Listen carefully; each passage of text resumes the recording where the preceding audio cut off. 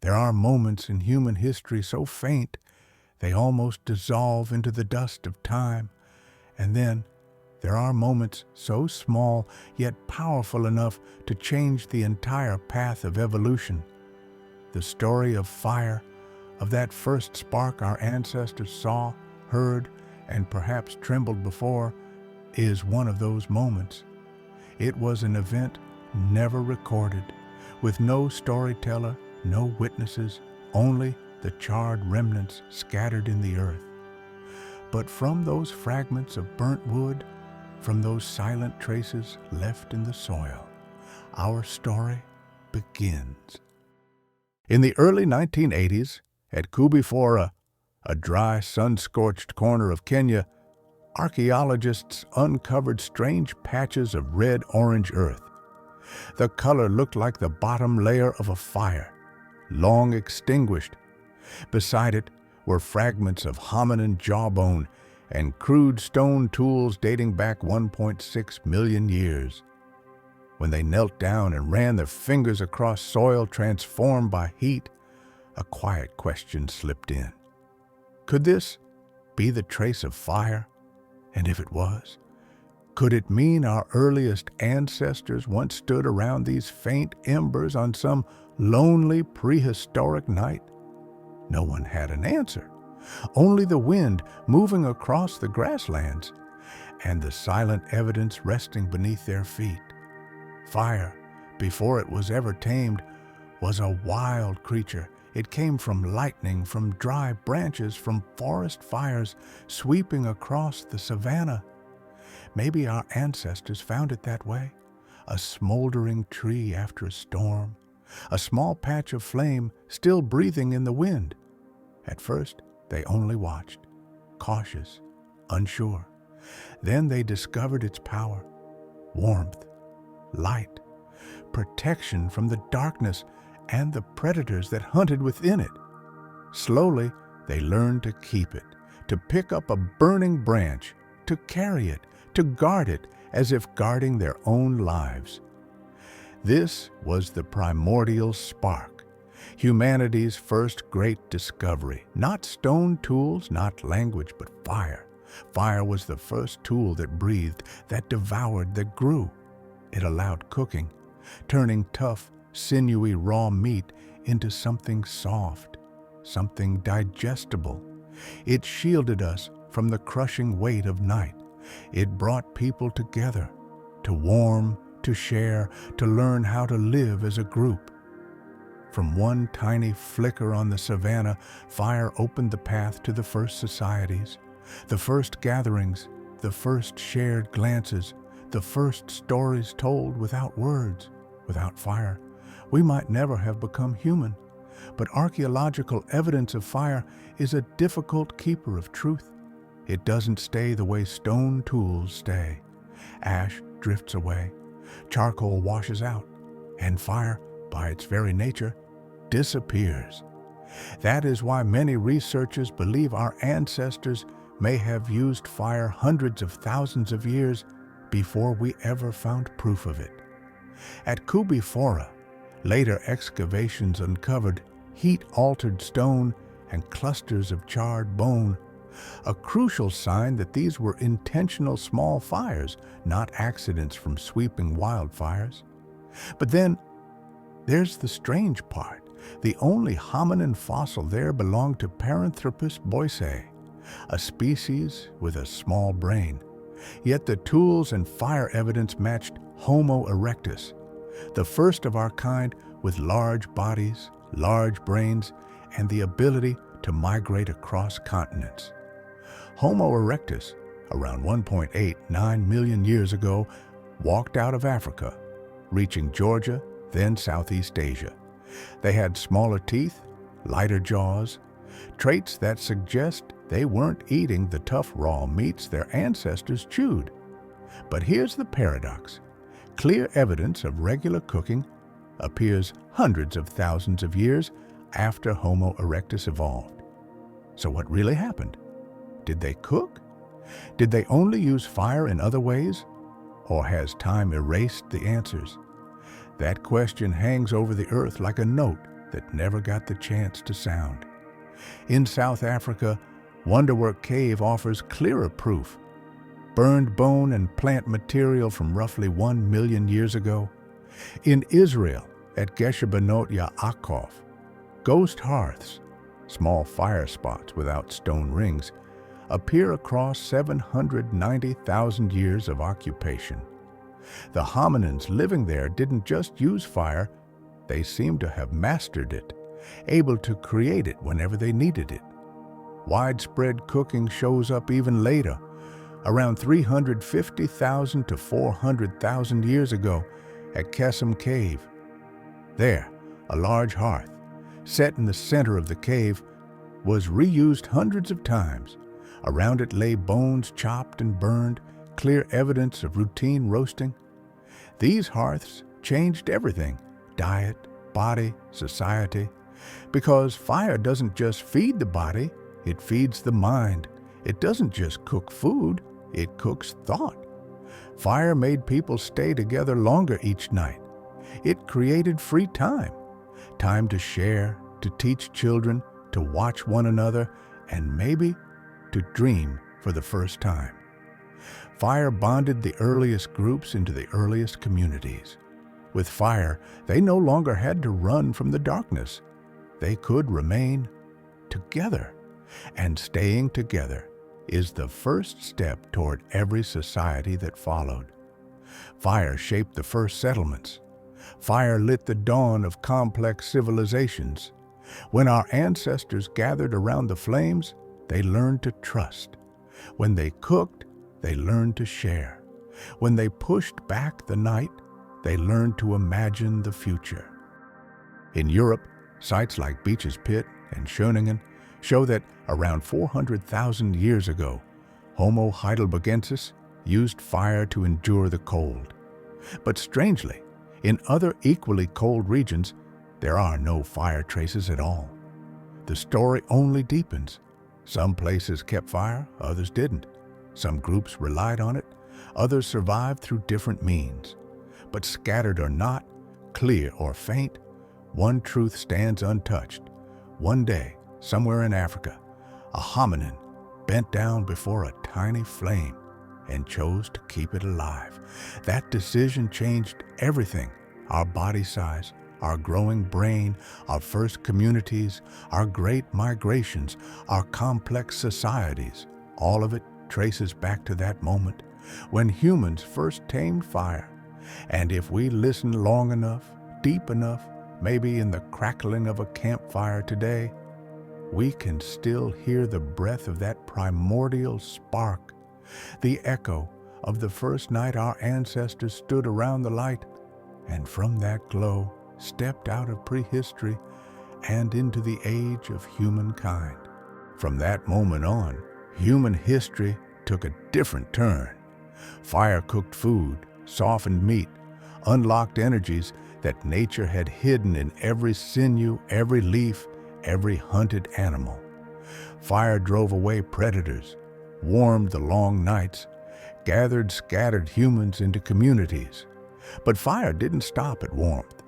As hands grew more skillful and curiosity became a driving force, humans realized fire could bend nature itself. Metallurgy. Under fierce heat, metal separated from rock. The first drops of copper, the first drops of iron, like the earth's own blood, heralded a new era. From metal came wheels, axes, plows, armor. Metal allowed us to travel farther, conquer more, but most importantly, to build. And then, from the silence of time, a new power emerged, also born of fire, but of a different nature: steam. A drop of water hit a glowing metal block, and that tiny hiss opened up an entire world. Steam pushed the wheel pushed the piston propelled civilization in a new direction.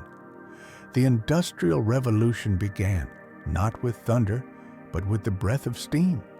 Towns became cities. Human muscle was replaced by iron and steel. Power no longer came from hands, it came from machines.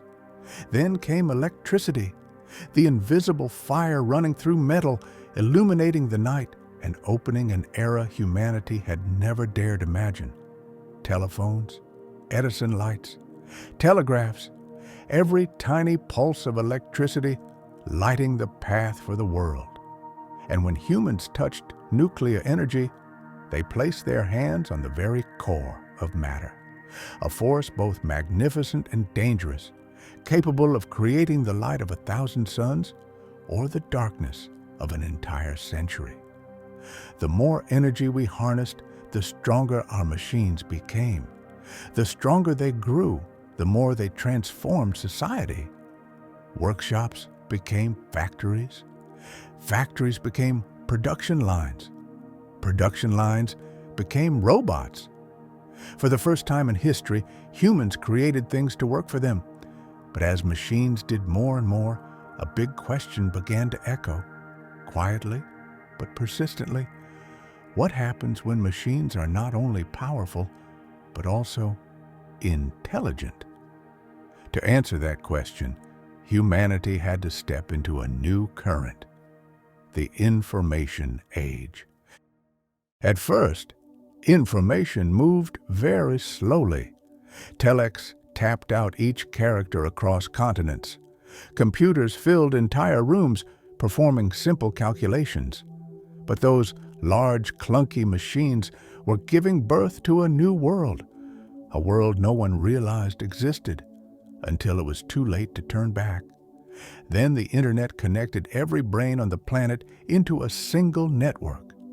Knowledge was no longer locked away. Distance ceased to exist. Information flowed like rivers that never ran dry. Every photo, every line of code, every transaction, every thought uploaded became a single drop in an ocean of data rising day by day. And it was in that ocean that AI was born. At first, AI was just small algorithms, humble models, weak neural networks, slow to learn, limited in understanding. But every line of data was a spark, every algorithm a breath of air. And over time, the fire ignited. AI began to see. AI began to hear. AI began to read and understand human language, and AI began to create. One day, humanity woke up and realized AI could write, paint, program, analyze finances, simulate proteins, compose music, things we once thought only humans could do. For the first time in history, humans created a tool that could create, a tool that dreams in its own way, a tool that simulates feelings it does not feel, a tool that generates optimal solutions it cannot name. AI doesn't just learn, it generates new knowledge. And the strangest thing, AI does not evolve like humans. We take millions of years to change the shape of a skull, hundreds of thousands of years to evolve a small feature, centuries to improve a tool. AI takes months to create a new generation, a data set to make a leap, an idea to transform an entire field overnight.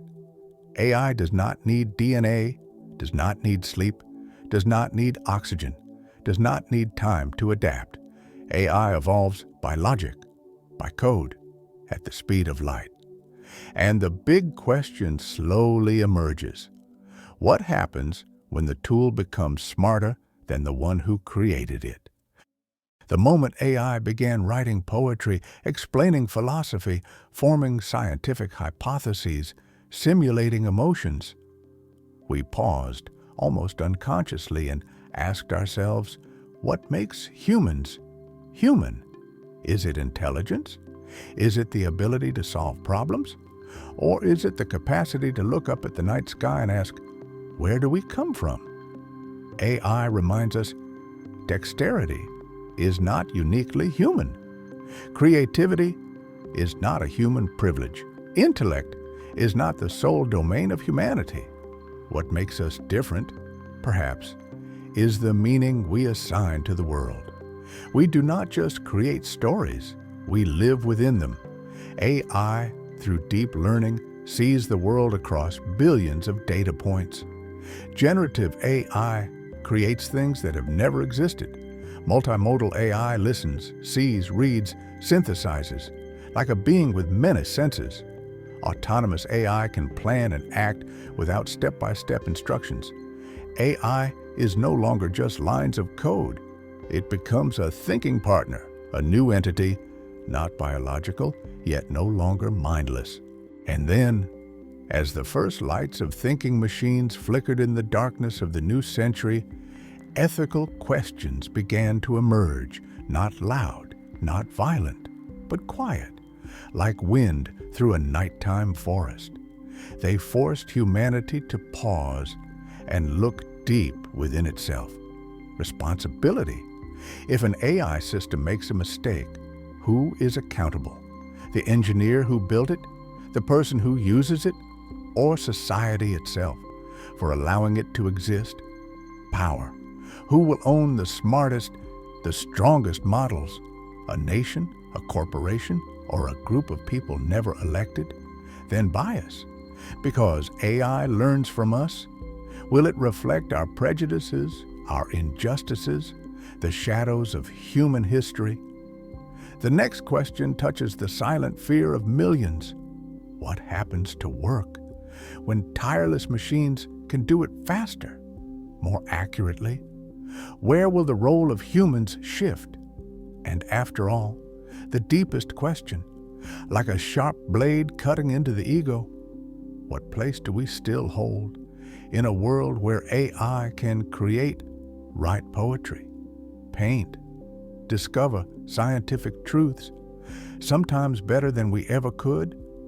There are no simple answers, but each question is like the firelight that once illuminated the faces of our ancestors as they sat around glowing embers, pondering the future of their tribe. That fire didn't just help them see the world, it helped them see themselves. And as we stare straight into the future, an unavoidable future, we realize that AI, if guided wisely, is not just a tool, it can become a new opportunity for humanity to survive.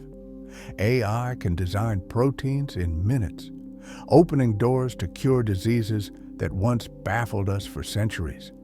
It can create materials that have never existed, laying foundations for spacecraft to carry humanity beyond the limits of the solar system. It can optimize global traffic, predict climate with unprecedented precision, and personalize education for every child, no matter where they are born. AI will not just help us work faster, AI helps us dream further, and perhaps one day, when humanity leaves Earth to seek new worlds among billions of stars, AI will not stay behind. It will go with us, a companion on the final journey of an evolutionary chain that began with the first sharpened stone, the first spark igniting in the dark. A great journey humanity has been preparing for millions of years. AI will not write the future for us. It only asks the questions. Questions that no technology has ever been powerful enough to ask. If intelligence is no longer a limit, then where do the limits of humanity lie? And perhaps the answer begins as it always did, when our ancestors trembled before the very first light, a spark. But this time, not from stone, not from electricity, not from steam, but from intellect, the intellect of a world where humans and machines continue to write the story of their own evolution. Like the fire in the hands of our ancestors, AI brings both opportunity and challenge. It brings new fears. We see in AI the power to do what we once believed was uniquely human, solving problems, creating, predicting, even understanding and simulating emotions. AI can cure incurable diseases, optimize global energy, predict climate change with unprecedented accuracy. It can write, compose music, paint, solve equations that human minds cannot touch. AI is a tool, but a tool that can think, learn, create. And just like the fire that once left our ancestors in awe and fear, AI places us in a complex state. We fear it will replace jobs. We fear critical decisions will be handed to an entity without responsibility. We fear that our biases and mistakes will be reflected and amplified. We face a question of identity. If AI can create better, understand deeper, then what becomes of humanity's place?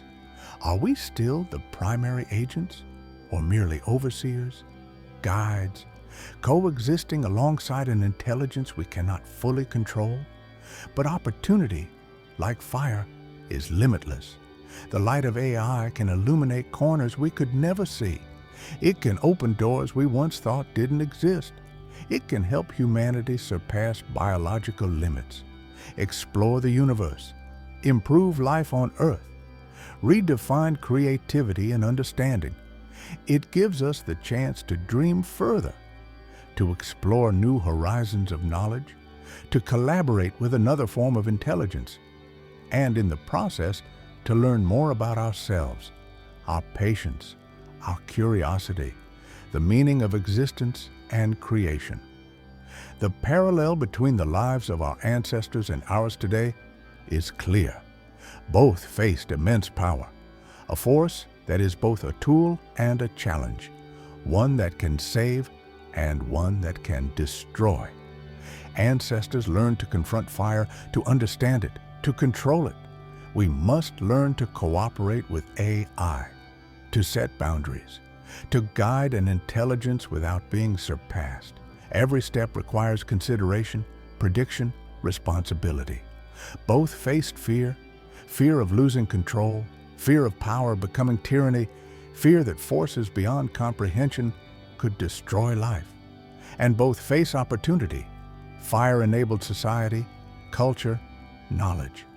AI expands the limits of understanding, expands the capacity to create, expands human potential in ways millions of years of biological evolution never could. Fire once made humanity feel small, yet revealed its hidden power. AI does the same. But this time, that potential is not in muscle or brain alone.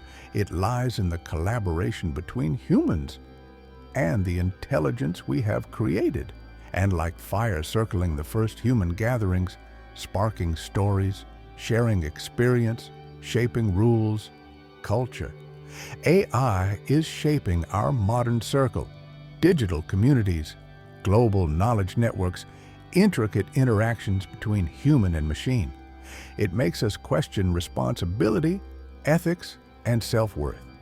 It forces us to face choices each individual, each society must make. Do we use it to live better, to understand one another, to dream bigger? Or do we become dependent, weak, unable to think independently? In both stories, fire and AI reflect the essence of humanity. They are more than tools. They are challenges, tests of our ability to adapt, to create, to self-govern. And in both, one thing remains unchanged: the desire to create. The spark that first ignited in the dark now flows through data, algorithms, artificial intelligence. Humanity, from the sharpened stone, from flickering fire, from smoke rising in dark forests, to now staring at screens and into AI, still writes its own story, a story of fear, of challenge, but also of hope, of opportunity, of mastering the power we both create and must learn to coexist with. And just as our ancestors once looked up at the night sky and asked, "Who are we? And what is this world to us?" we now look at these intelligent models and ask, who will we become in a world where intelligence is no longer the limit? From fire to AI, from fear to opportunity, from the desire to survive to the desire to create, this evolutionary chain continues quietly, relentlessly, carrying humanity into a new chapter, where every choice, every discovery, every touch of artificial intelligence is a step along the endless journey. That began with the very first spark.